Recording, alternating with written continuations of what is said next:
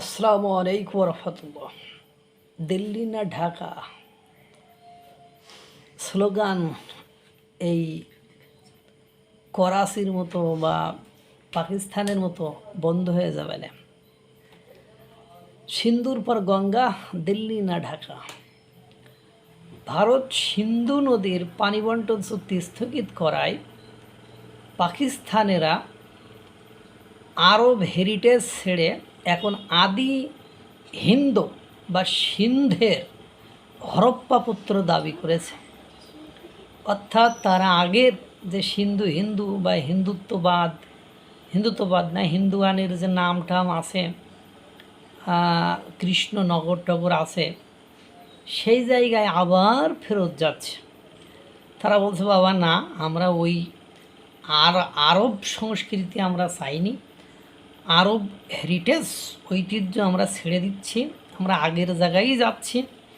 তারপরেও তোরা সিন্ধু নদের পানি বন্ধ করিস না।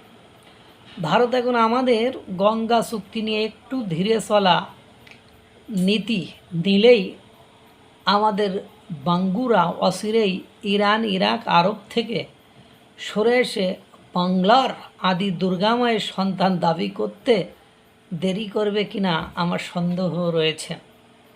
যেমনভাবে ভারত সিন্ধুর পানি বন্টন চুক্তি স্থগিত করায় দিশেহারা হয়ে পাকিস্তানিরা প্রথমে পরমাণু বোমা মারার হুমকি ধামকি দিয়ে ভারতকে টলাতে ব্যর্থ হয়ে এখন তারা আরব, পারস্য, গজনির বংশ দারিদ্র্য বা হেরিটেজ ছেড়ে নতুন করে আবার হিন্দুর বা সিন্ধু নদের প্রাচীন হরপ্পা, মহেঞ্জোদারোর আদিপুত্র দাবি করে আহাজারি শুরু করেছে।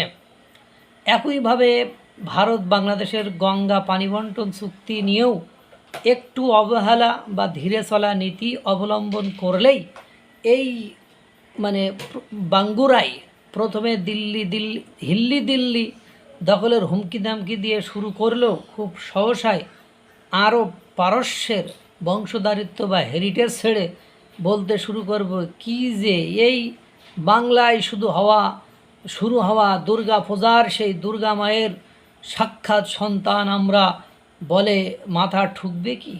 বিষয়টা আমি এভাবে বলতে চাইনি, আমি একজনের লেখা আপনাদেরকে পড়ে শোনালাম।